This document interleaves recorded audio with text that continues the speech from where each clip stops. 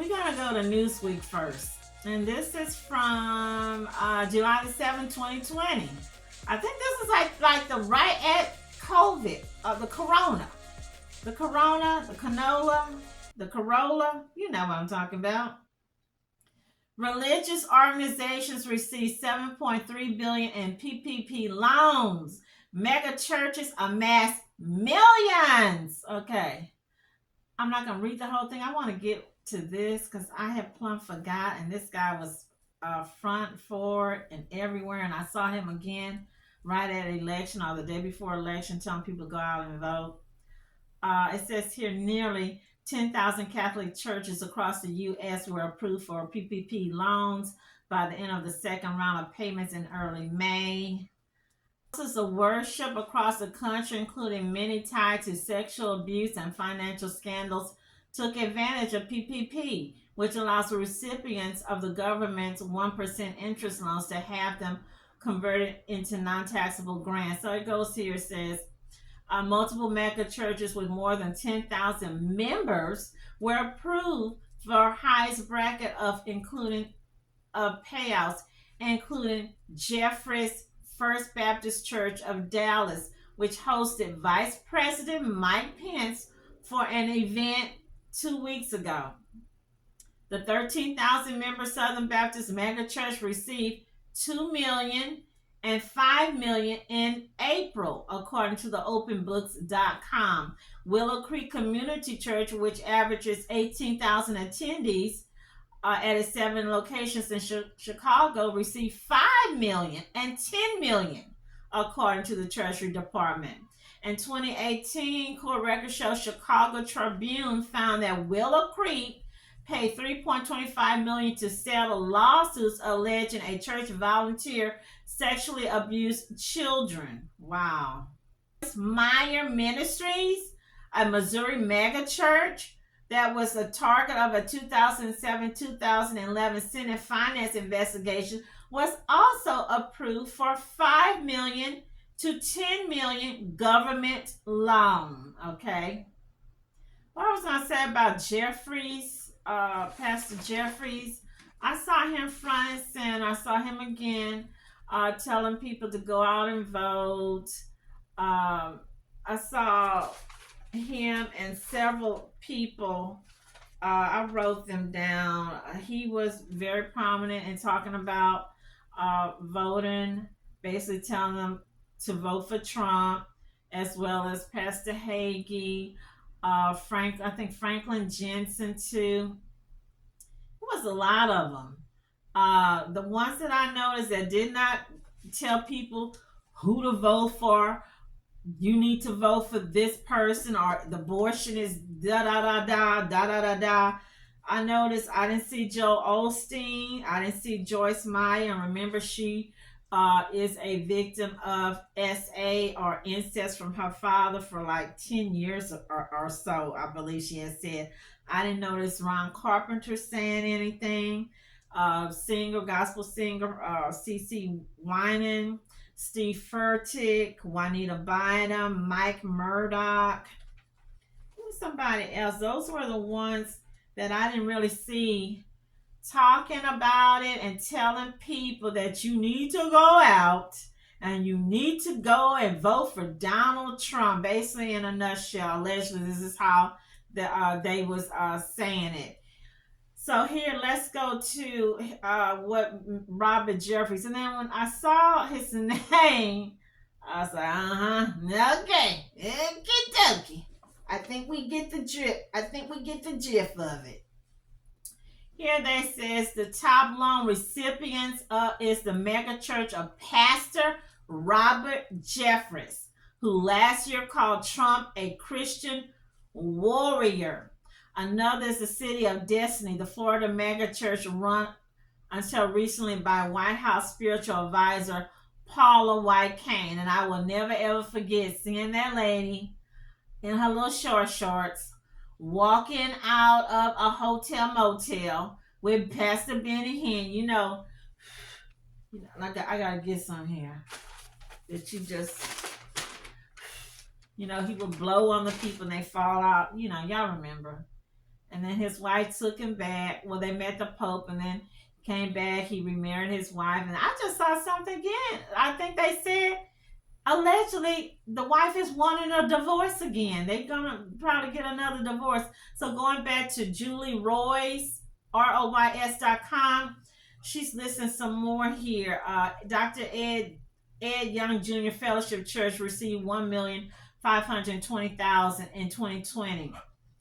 Harvest Chief, oh my gosh. In January, Harvest Bible Chapel received $2 million PPP loan. Also in 2020, Harvest gave its disgraced pastor James McDonald over $1.2 million despite a church audit that found McDonald had misused $3.1 million in church funds for personal use. I'm sorry, it's at a point where I'm getting, and I think a lot of other people's getting that way. These churches need to be taxed. They need to be taxed, along with the ones that's making all of these political statements and stuff. You need to be taxed. You shouldn't get the whatever it is, the 401 or 501 tax credits or whatnot, the exemptions. Okay. Relentless Church pastor by televangelist John Gray received $1,062,500. Also, Gray admitted he was unfaithful to his wife for at least the second time, and the church renewed property dispute with another South Carolina megachurch. And that church that's in question is Ron Carpenter, who supposedly or allegedly sold his church or was some kind of deal with John Gray. And remember, John Gray was pastor or assistant lead pastor for Joel Osteen in Houston. And then Ron Carpenter went to California and took over another church. Now, I noticed one thing. When he was in South Carolina, it looked like his church was predominantly black. And now that Ron Carpenter's in California, it seemed to be more of a mixture. I still see a lot of blacks, but I'm seeing more Hispanics and some whites. So in 2018, they're saying John Gray purchased his wife a $200,000 Lamborghini. That same year, the Greenville News reported that Gray was living in a $1.8 million home bought by relentless church leaders. The PPP loans were intended to help small businesses and nonprofit organizations. So many churches, not just mega, but big churches, have gotten in trouble, have gone to jail, prison for stealing that money and buying cars, houses, vacations, going on trips, buying diamonds, buying all this Gucci and Prada and stuff. So here's a list.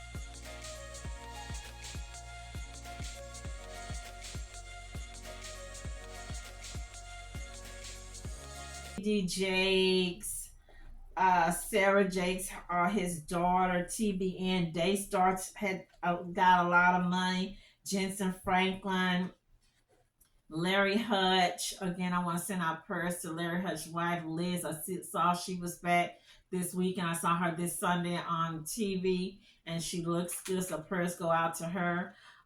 David Jeremiah, Turning Point. Jim Baker even had got some money. Jamal Bryant had got some money.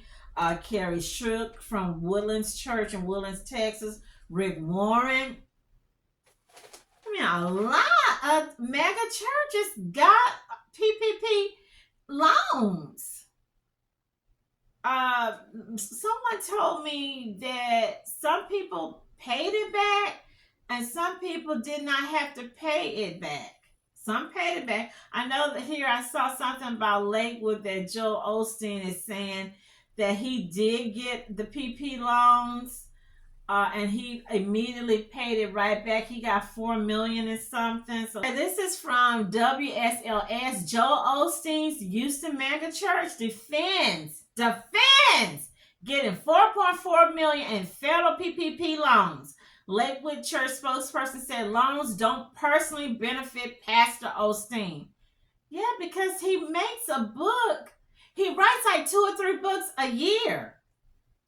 And when he writes a book, it goes straight to at the top, whatever they call it, number one on the New York, whatever that thing is called. So here, this is from Houston Chronicle. So they saying the data from Protection Program loan data, SBA, indicates the loan given to Lakewood Church is the third largest for any Houston area business or nonprofit.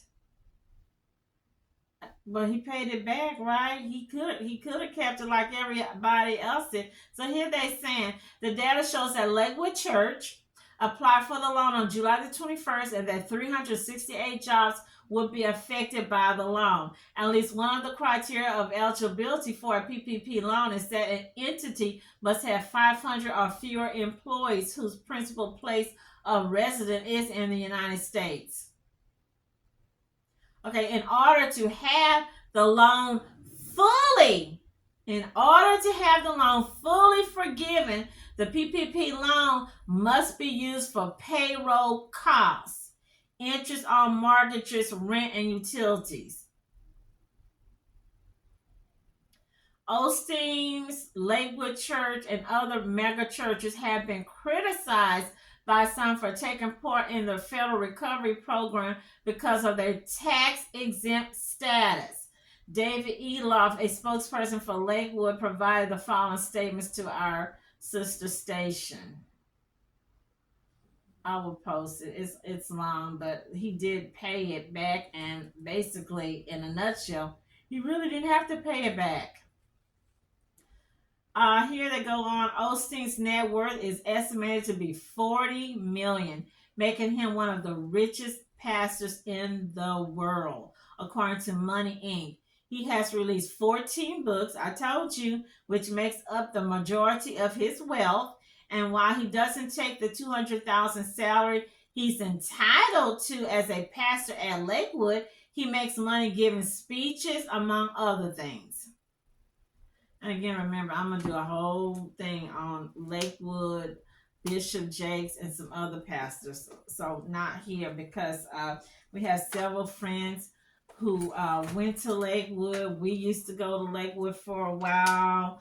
I know some people currently going. I know a lot of people that stopped going. Nation, there are hundreds of thousands of religious congregations, and as Lisa Desjardins reports, some of the biggest, known as megachurches, are facing challenges as the culture around organized religion changes. Woven into the U.S. political conversation is another discussion about religion and its role in the country. A rising force has been megachurches, Christian congregations with 2,000 worshipers or more. While there are fewer than 2,000 of those megachurches, a fraction of churches overall, they are so large that they draw nearly 7 million Americans on average. They grow even as Americans overall become less religious. Recently, though, megachurches have also been in the spotlight for the resignations of two high-profile pastors.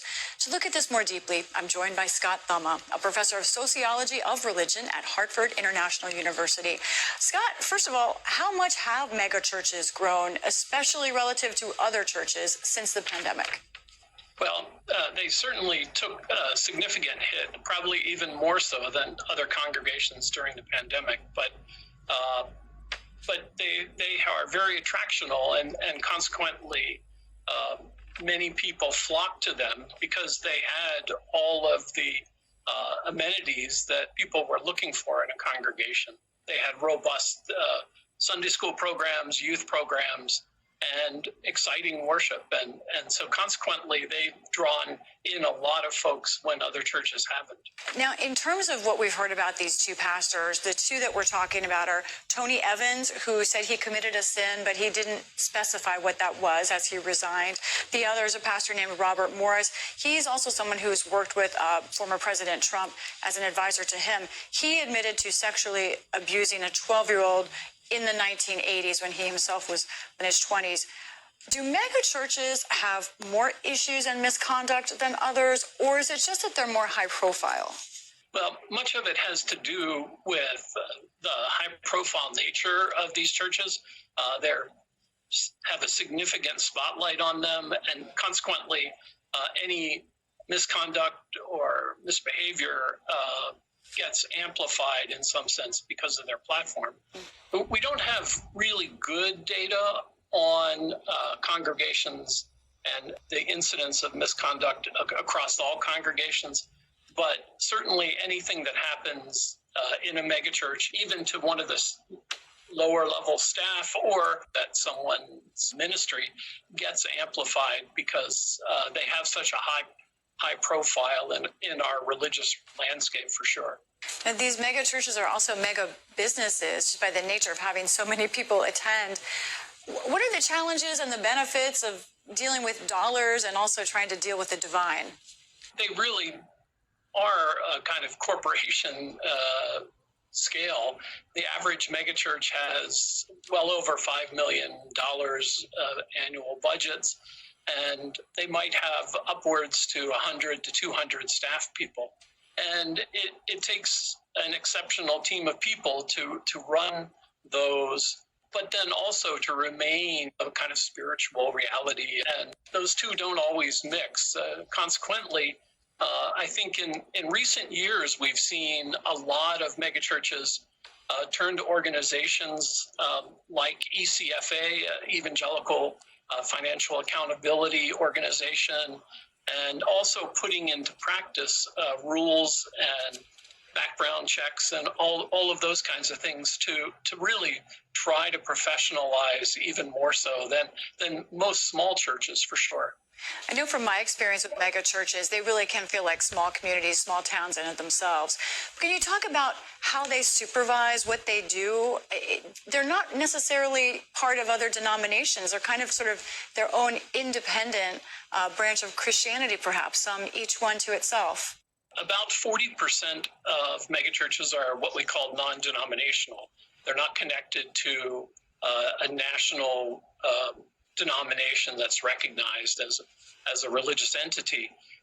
Consequently, those 40% really are autonomous, and they may have some network connections with other churches, but they really are accountable only to themselves. But a lot of the mega... In fact, I notice a lot of people have stopped going to mega churches, period, since the coronavirus. And then people are just like, hey, we're not going to be going to these big churches where they don't know us. I'm not able to talk to the pastor. I'm not able to shake the pastor's hand.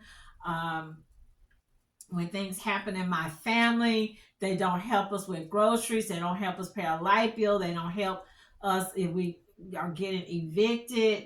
So a lot of people are getting away from, going to these, mega churches. Biggest fraud in American history. Republicans in Congress are demanding answers about what the Biden administration is doing to claw back hundreds of billions of dollars stolen from COVID relief programs. We must identify where this money went. Nearly $300 billion in fraud. Some of it spent on sports cars, luxury homes, even exotic animals. Lawmakers are asking Attorney General Merrick Garland for data on how much COVID relief money was siphoned away by foreign criminal organizations. If these are criminal organizations, if these are terrorist organizations, these are ways that they pad their pockets, and that is of grave concern to me. Citing an NBC News report that Russian mobsters, Chinese hackers, and Nigerian scammers have used stolen identities to plunder tens of billions of dollars, most of that during the Trump administration.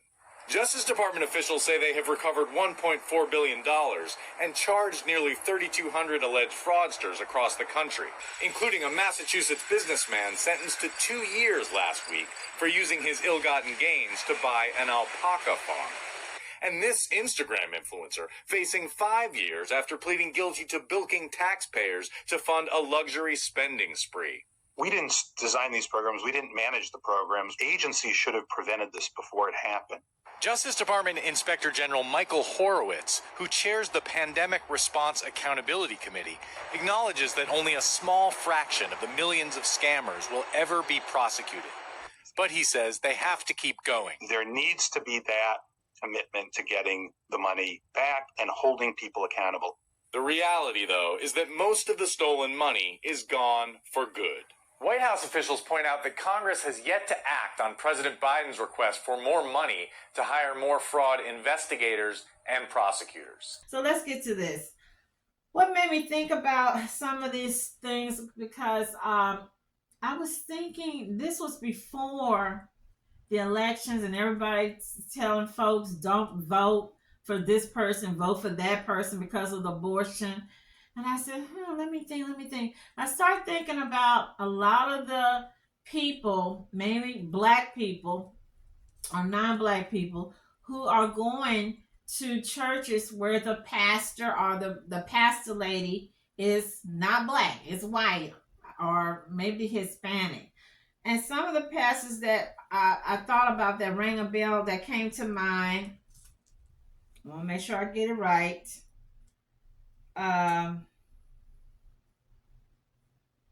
Ron Carpenter, which we already had talked about Ron Carpenter, right? Okay, but I'm going to circle him and we're going to talk about him. I remember way back in the day, we used to love, my mama loved Reverend R.W. Schambach. If y'all remember him, she loved him. He had a large ministry. I want to say something right quick. I was watching this pastor, and it's been a few years, and I remember telling the guy that I love to talk to when I call him my favorite radio gospel talk show, prayer show. And this pastor, well, his name now is Dr. Mark Sharona.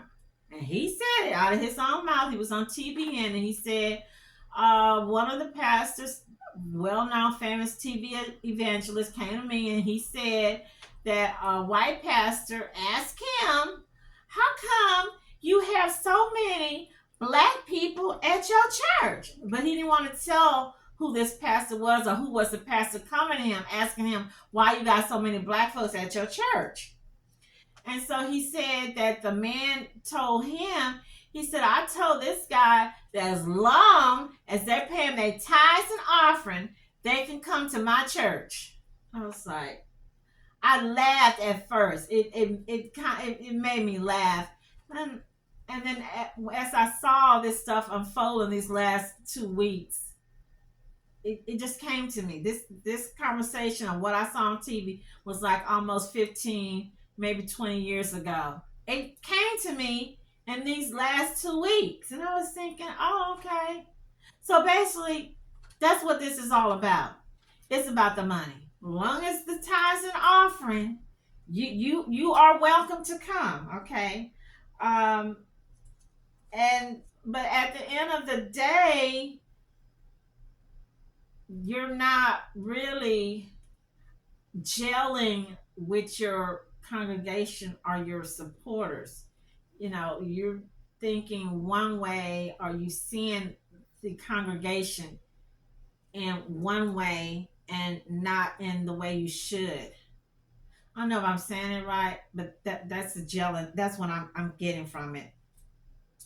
I remember seeing Ron Carpenter a few months ago trying to, I don't know if he was trying to talk about black history or just black in general, since he's also a white pastor with a large black congregation. So he made the comment that he's a white guy, I forgot where he's from, that, you know, he'll never understand what it's to be a black man, what it's to walk in a black man's shoes. So I thought, that caught my attention. I said, let me get over here, get closer to the TV and listen, because I thought he was going to do a whole, statement or a couple paragraphs, and he said that 1 or 2 words, and then he went on to something else, and I was like, what?